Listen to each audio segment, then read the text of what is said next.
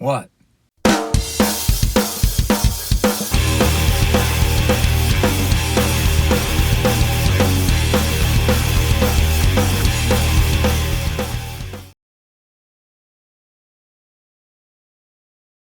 You know, masturbation was so much simpler when I was a kid. All you needed was one of these and one of these. That's it. That's all you needed. And if you didn't have either of those, you could always use your boundless imagination. Yes. Oh, yeah. Yes. Yes. Yes. No. Yes. Yes in a pinch. No. No. No. No. No. Stop. You were a kid. You had that total freedom, and you had hours and hours of time on your hands, or in your hands, as it were. See, the Bible says that masturbation is bad. They called it onanism. Now, the story goes that Onan was this guy whose brother was killed, and according to Levite tradition, it was now Onan's duty to impregnate his brother's wife, Tamar. But Onan didn't want to do that. Maybe he didn't dig his brother's wife. Maybe he had other plans. Whatever. So instead of doing this, Onan, and I quote, spilled his seed upon the ground. He didn't use a sock. He didn't use an oven mitt. He just sort of let everything go in some wild and crazy free-for-all. Apparently, God didn't like that. So God killed him for it. God slew him. Pretty harsh. I guess it was my way or the highway back in those Old Testament times. So where does that leave us? All the prepubescent teens with all that unrequited love trapped inside. In a short span of time, things went from Playboy magazines to VHS tape porn, to cable TV porn, to internet porn, and now, here in the 20th century, we've hit the peak. AI love dolls. Now, ordinarily, when you think of a love doll, you think of something like this. This was the standard for years and years. And I mean, I just got to say, seriously, how could anybody do anything with this? This is like Silence of the Lambs kind of stuff. And it gets worse, if you can believe it. I looked up Love Doll on Amazon, and I found this thing. It's not a doll, it's a thing. And put it this way, it is so f***ed up looking that I can't even show it to you on YouTube. It is a torso.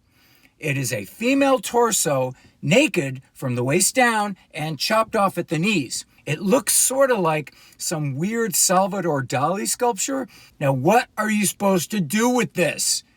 I mean, I know what you're supposed to do with it. You're supposed to stick your dick into it. But seriously, could you? Could you? Jeffrey Dahmer could do it, I suppose. He'd do it in a heartbeat. Ted Bundy could do it.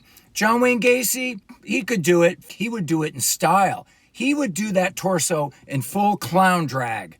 But a normal person, and I use that term loosely in 2024, like a regular human person, but times have changed.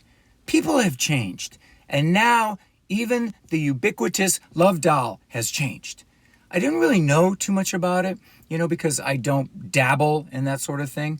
But I didn't realize the extent of it, so I Googled love doll. And it is a thing. It is a real thing. There are dozens of websites selling for what are all intent and purpose Stepford wives. They are realistic, real-life looking rubber love dolls. And I must admit, the technology has advanced somewhat from this to this. But it's still a doll.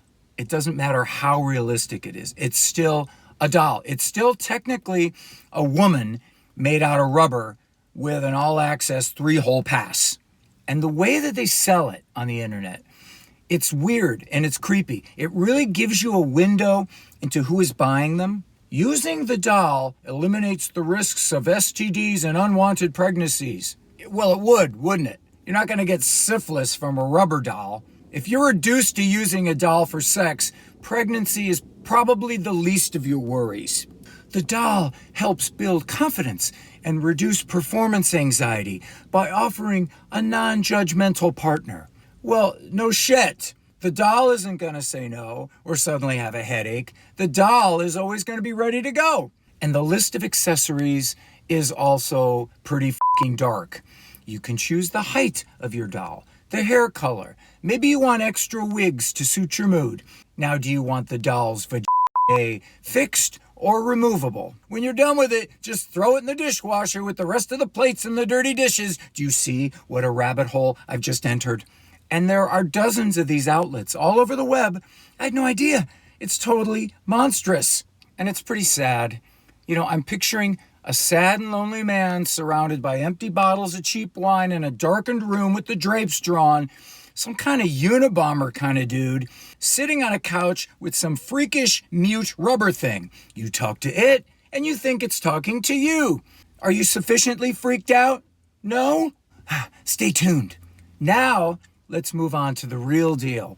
Our new 21st century creation called the AI Love Doll. This is not coming soon. It is almost here. Picture Westworld for reals. Animatronic faces, blinking eyes, customizable voices. It's the future. I want the eyebrows to arch this way. I want this kind of nose. I want those red pouting lips. Movable mouth, movable fingers, blinking eyes. The sky's the limit. Why go back to humans when you can have this? And it's happening now. It's happening. Factories are busy churning out these things. Rows and rows and rows of rubber women with that face forever locked into a vacant state of frozen arousal.